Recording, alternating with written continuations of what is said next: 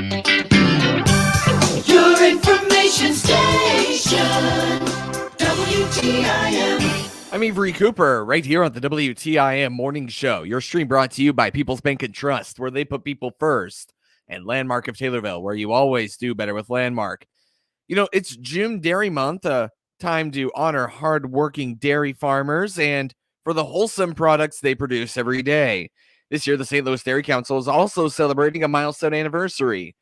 Nutrition educator from the St. Louis Dairy Council, Kelsey Bentledge, is here to talk about the June Dairy Month celebration. Great to have you here, Kelsey. It's great to be here celebrating June Dairy Month all month long. Sounds like a very exciting month for the Dairy Council. Tell me what's going on this month. So we're always excited to talk about June Dairy Month. It's just a really great opportunity for us to shout out our dairy farmers who work hard every single day to bring us all of those delicious dairy foods out there on the market. Like you said, this year we're also celebrating a really big anniversary at the St. Louis Dairy Council. We've been around for 90 years. So our theme is 90 and on the move. And this theme really is just to reflect how the dairy industry itself and dairy products as well have changed over the last 9 decades. So we're really excited to be celebrating that this year. And June Dairy Month is just a great opportunity for us to remind the listeners out there that the dairy food group is extremely important. We need to be getting in our 3 servings every day to maintain good health and for that healthy diet. So we're just excited to be here celebrating June Dairy Month this month. How did June Dairy Month start off? So it actually started off as National Milk Month back in 1937 to promote milk consumption during the summer months, because during the summer months, the cows were out grazing on fresh green pastures, and that made their production increase. So it was a way to kind of get that extra milk consumed throughout the month while the cows were producing some extra milk.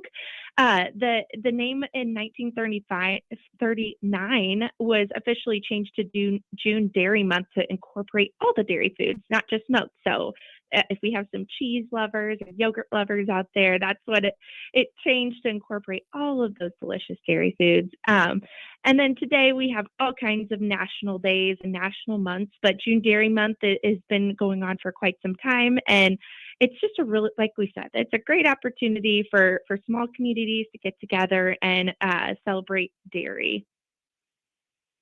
You mentioned the dairy industry moving forward. Can you reflect back on the history of dairy farming and some of the significant changes that have taken place over time?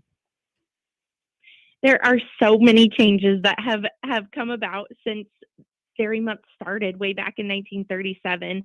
The dairy industry, it has evolved, especially with technology. That has paved the way for our dairy farmers and making it a lot more sustainable career.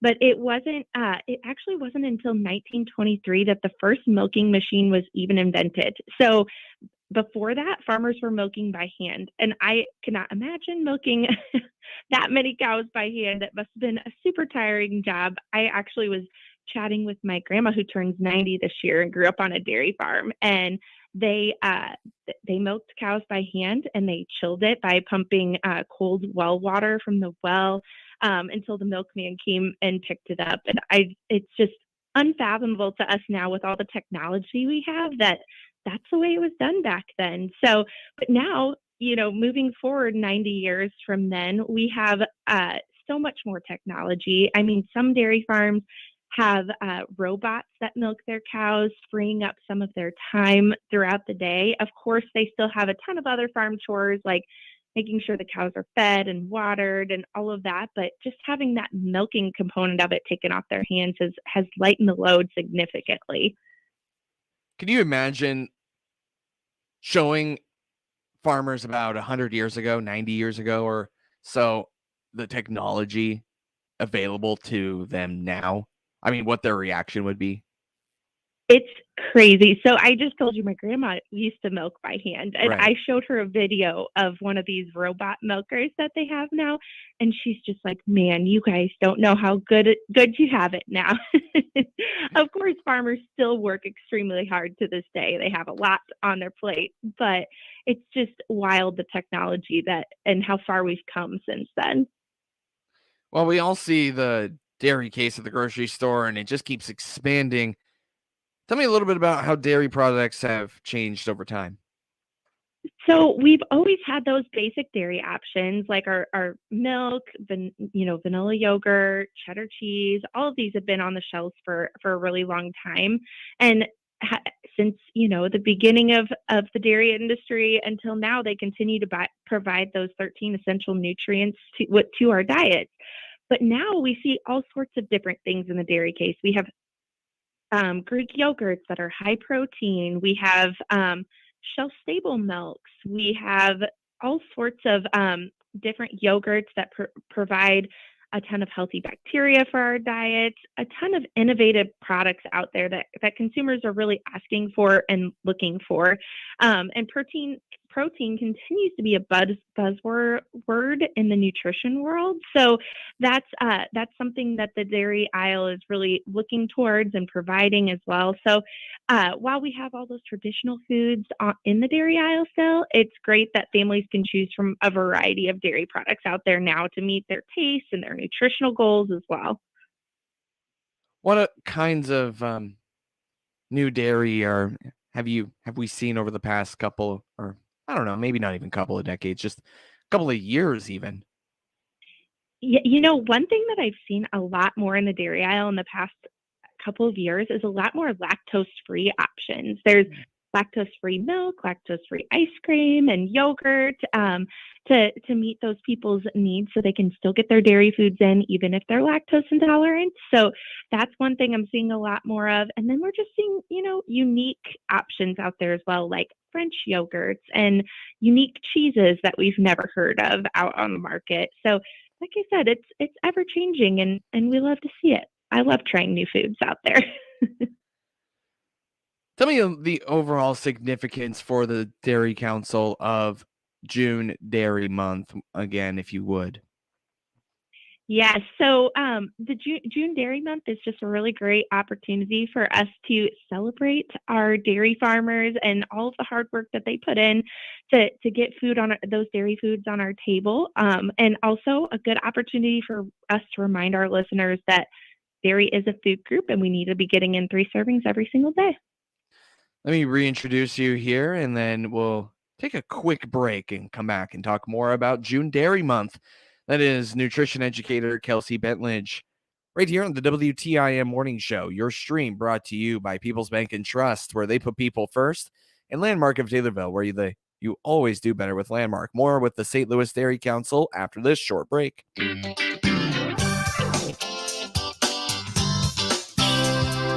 WTIM.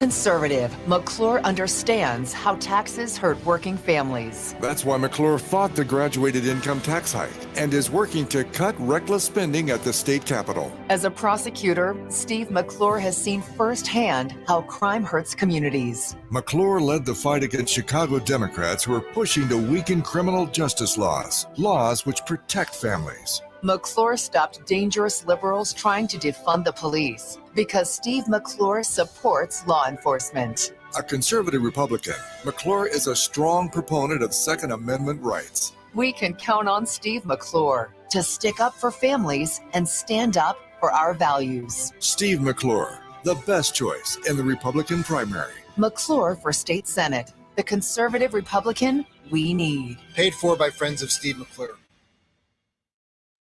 Huge investment, probably the biggest of your life. Huge decision. Who's my realtor? Easy answer. Curvy Real Estate. Joe and his agents have been living, eating, and breathing this stuff for years. Curvy knows how important this process is to you. That's why your research, combined with Curvy's knowledge, energy, and effort, make a powerful partnership that'll land you in the home you really want. Buying or selling, you'll get the feeling Curvy's got your best interest in mind, because they do. See them on West Springfield Road or online at curvyrealestate.com.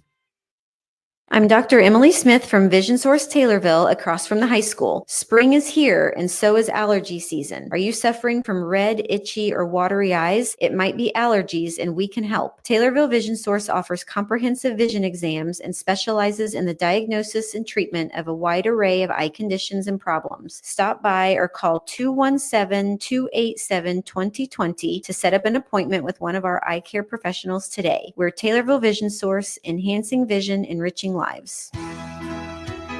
Jump into summer at the Christian County YMCA. Have lots of fun at summer day camp or dive into swim lessons. Group or private lessons available. Want to swim competitively in a fun and positive environment? Join the CCYMCA swim team. Enjoy family swim time from 1 p.m. to 4 p.m. every Monday through Friday. Make a splash this summer at the Christian County YMCA. The Y, building strong families and strong communities. SIU Center for Family Medicine across from Kroger in Taylorville provides complete health care to you and your family. If you're insured, underinsured, or uninsured, SIU Medicine can provide health services to all ages, including OBGYN care, annual exams, school and sports physicals, legal assistance, financial counseling, and behavioral and mental health services. Call SIU Center for Family Medicine Taylorville to schedule your appointment at 217-824-1134. That's 824-1134. Or click their icon at TaylorvilleDailyNews.com. Your information station. WTIM. WTIM Morning Show. I'm Avery Cooper. People's Bank and Trust proud to bring you this stream on TaylorvilleDailyNews.com's Facebook and WTIM TV YouTube. They put people first. Along with Landmark of Taylorville. You always do better with Landmark. You know, it is June and it's June Dairy Month, a time to honor hardworking dairy farmers and for the wholesome products they produce every day. This year, the St. Louis Dairy Council is also celebrating a milestone anniversary. And of course, you're here to talk about the June Dairy Month celebration. It's Kelsey Bentlinch, nutrition educator from the St. Louis Dairy Council. Kelsey, remind me about how the St. Louis Dairy Council has been around and on the move for 90 years. Remind me how the organization has continued to promote dairy over the decades. Yes, so this year is our 90th anniversary, which is crazy for an organization to be around for that long. The first public relations campaign that the Dairy Council came up with way back in 1932 was based on the concept of restoring the family milk pitcher. The campaign was called Put the Milk Pitcher Back on the Table. I think that's crazy because who uses a milk pitcher now? I don't know if you put your milk in a pitcher, Avery, but no, I sure don't. No, I don't. Although it would look kind of cool. Yeah, a little aesthetic, pretty, but not really practical. Not exactly. We have the gallon of milk, and that'll do. But it's just crazy how family dynamics and lifestyles have changed over the years, and the St. Louis Dairy Council has had to change right along with them over the past 90 years with our promotion efforts to meet consumers where they are, because we aren't putting milk in a pitcher anymore. That's for sure. Were people actually upset for a while that people weren't using pitchers and milk for milk? I wish I knew the answer to that question. I'm not really sure. I'm just picturing a person being really mad about not having milk in a pitcher. It just sounds so fancy, Doesn't but I'm it? just, picturing a typical home in the 1930s with their, beautiful table set up. And it just, our busy lifestyles don't allow for that anymore. That's for sure. Right. Well, anyway, back on topic. Tell me a little bit more about the 9 decades of the St. Louis Dairy Council. So over the 9 decades, the Dairy Council has done tons of different programs, like including milk demonstrations, teaching people how to churn butter, signage on public transportation vehicles. We've even had celebrity cow milking contests over the years. And the milking demonstrations started in the 1940s as a way to give classrooms an opportunity to understand how cows are milked. And we still kind of do that to this day. We do farm tours and bring kids out so that they can learn about how milking happens and where their food comes from. So some things have changed over the years and some things have stayed the same. But today we really focus on promoting the healthfulness of dairy in a fun and friendly way. We are all dietitians at the St. Louis District Dairy Council, so we focus a lot on nutrition research and partnering with our schools and other organizations to make sure that consumers are really connected with their food. Tell me a little bit about your role with the St. Louis Dairy Council. I understand you're a nutrition educator. Delve into a little bit Mhm. about what a nutrition educator does.